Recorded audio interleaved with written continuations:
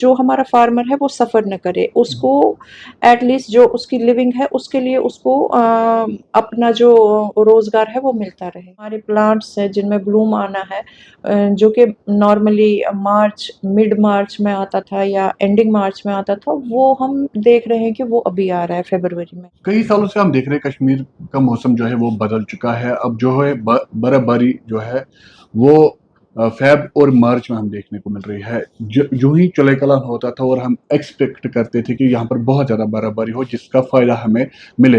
अब जो बर्फबारी होती है वो उस टाइम हो रही है जब ऑलरेडी जो है टेम्परेचर नॉर्मल से ज़्यादा होता है। उसका फ़ायदा हमें कितना मिलता है? हमारे साथ मौजूद है बातचीत करने के लिए डॉक्टर समीरा कुयूम जो एग्रोमेट्रोलॉजिस्ट है। मैम बहुत-बहुत शुक्रिया वक़्त देने के लिए। Thank you. अभी जैसे हम देख रहे हैं कि कई सालों से जो पैटर्न चेंज हो चुका है बर्फबारी का, तो इससे क्या असरात है हमारे एटमॉस्फेयर? नॉर्मल में क्या होता था कि हमारे यहाँ कश्मीर में बर्फ़ होती थी नवंबर ऑनवर्ड्स, मतलब नवंबर, दिसंबर, जनवरी में होती थी, जबकि चलाई कलान का मौसम होता है, माइनस टेम्परेचर्स होते थे।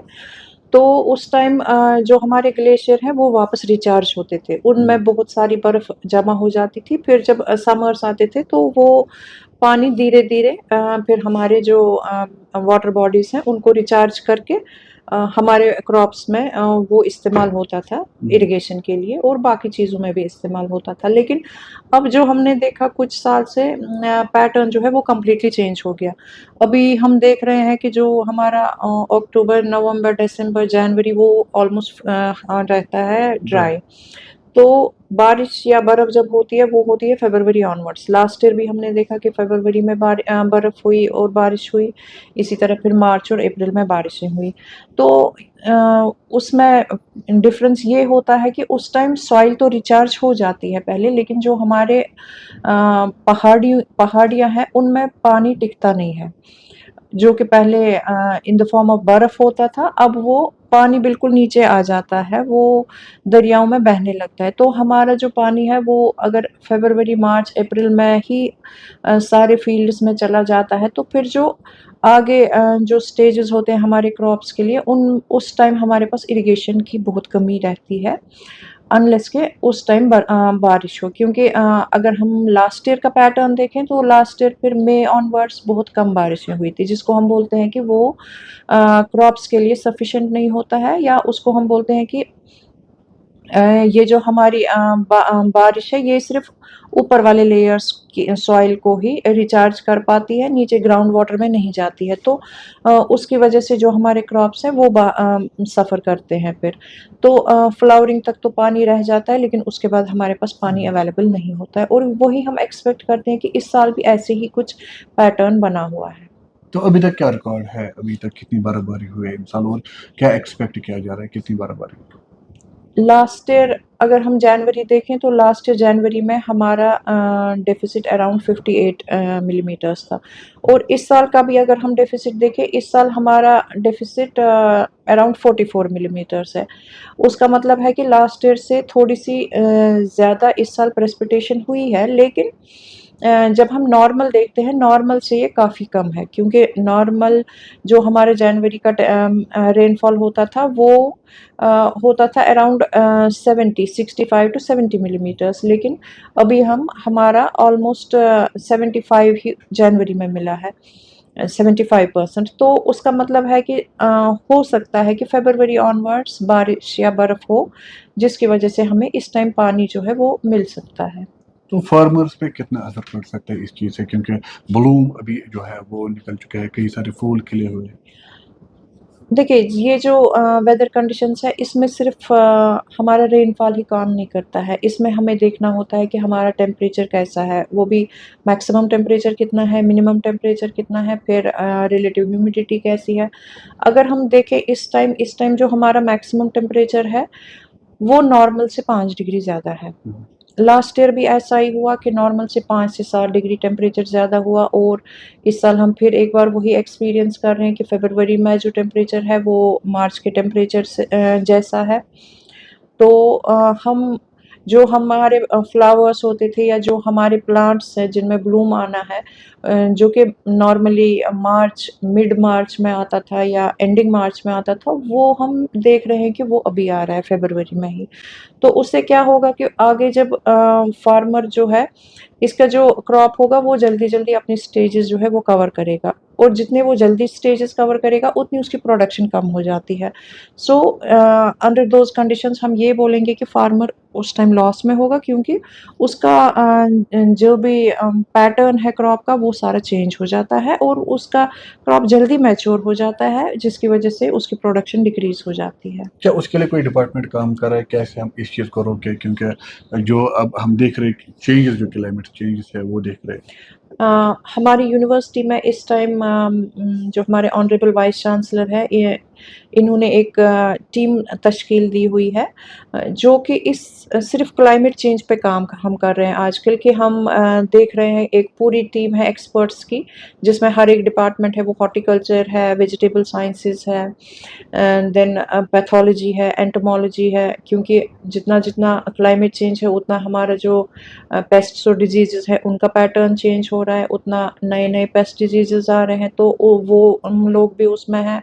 मैं एज़ एग्रोमेट्रोलॉजिस्ट हूँ, इसी तरह हमारे फील्ड क्रॉप्स वाले एग्रोनॉमिस्ट्स भी हैं। तो सब पूरी एक टीम है जो कि काम कर रही है कि अंडर दीज़ कंडीशंस हमें फार्मर को कैसी एडवाइज़री देनी है, क्या बोलना है और उसको कैसे ट्रेन करना है या उसको कैसे अवेयर करना है कि कंडीशंस क्या हो रही है और क्या वो क्या-क्या कर सकता है। प्लस ये कि इन केस हमारी बारिशें नहीं हुई, क्योंकि अभी तक तो काफ़ी प्रेसिपिटेशन जो है वो काफ़ी कम हुई। हो सकता है कि फ़रवरी, मार्च या अप्रैल में भी बारिशें ना हो या हमारे पास पानी जो है वो अवेलेबल ना रहे। तो कंटिजेंसी प्लान जो है वो भी हम प्रिपेयर कर रहे हैं, वो ऑलरेडी इन प्लेस है, उसको अपडेट कर रहे हैं सो दैट ये हम देखें कि जो हमारा फार्मर है वो सफ़र ना करे। उसको एट लीस्ट जो उसकी लिविंग है उसके लिए उसको अपना जो रोज़गार है वो मिलता रहे।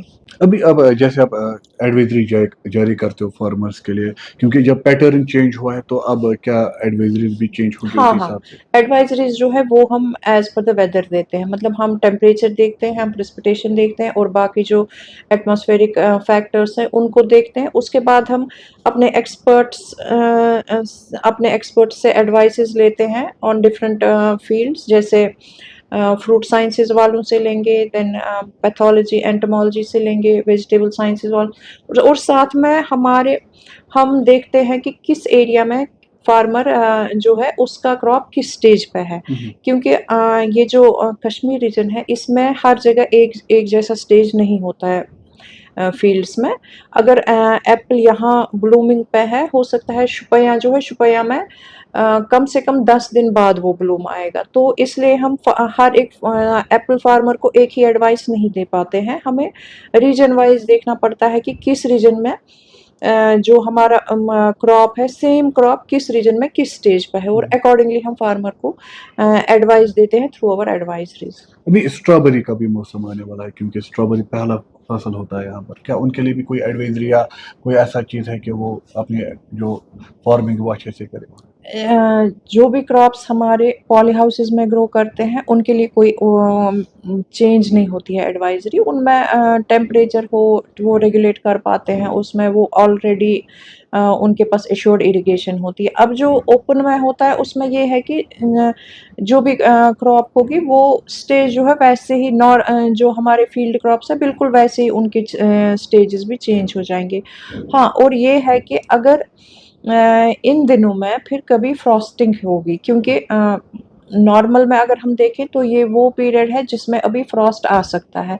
तो अगर इन दिनों में फ्रॉस्ट आए या इन दिनों में बर्फ़ हो जाए तो ऐसे क्रॉप्स जो हैं वो सफ़र करेंगे। हाँ, ये भी चीज़ रहता है कि जब बारिशें या बर्फबारी कम देखने को मिलती है, फिर अक्सर हम देखते हैं कि ओले ज़्यादा गिरते हैं। वो है एक्सट्रीम वेदर कंडीशंस, उनको हम बोलते हैं। एक्सट्रीम वेदर कंडीशंस मतलब एकदम से जब इवेपोरेशन हो जाती है तो ये एटमॉस्फेयर जो है वो ऊपर बिल्कुल ठंडा होता है। तो वहाँ पे जब ये कन्वेक्शंस होती है तो उसकी वजह से जो है टेम्परेचर जब वहाँ लो होता है उस वजह से फिर ओले गिरते हैं और वो पर्टिकुलर एरियाज़ में गिरते हैं, स्पेशली यहाँ पे मार्च में गिरते हैं ओले, कि वो सारा जो है वो एटमॉस्फेरिक कंडीशंस पे ही डिपेंड करता है। अभी कोई खास एडवाइजरी है फार्मर्स के लिए, या अभी जो फ्लावर्स जो ब्लूम हुए हैं, जैसे कि अब हम अभी देखें कि टूलिप गार्डन की अगर हम बात करें, टूलिप गार्डन भी खुलने वाला है, क्या उसमें भी कोई हुँ। असर पड़ सकता है ऐसा कि?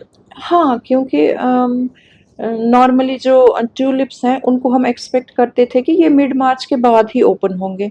लेकिन जब टेम्परेचर इतना ज़्यादा है और वो वहाँ पे रेगुलेट नहीं कर सकते क्योंकि वो ओपन है। अगर जो बाकी फ्लावर्स हैं उनको हम पॉली हाउसेस में ग्रो करते हैं, जिनको हम कट फ्लावर्स होते हैं वो पॉली हाउसेस में ग्रो होते हैं, तो वहाँ टेम्परेचर मेंटेन होता है। लेकिन ये जो ओपन फील्ड है इसमें हम टेम्परेचर मेंटेन नहीं कर पाएँगे, इसलिए इनका ब्लूम जो है वो पहले ही हो सकता है। हाँ, कुछ चीज़ें हैं जो वो अडॉप्ट कर सकते हैं जिनकी वज़ह से वो ब्लूम को जो है वो थोड़ा-सा डिले कर सकते हैं। जैसे मल्चिंग कर दी इस पे, सो दैट मॉइस्चर वहीं पे रहे और फ्रीज़िंग भी ना हो इस सीज़न में, कि अगर ब्लूम आया और फ्रीज़िंग हुई तो ट्यूलिप्स जो है वो ख़राब हो सकते हैं।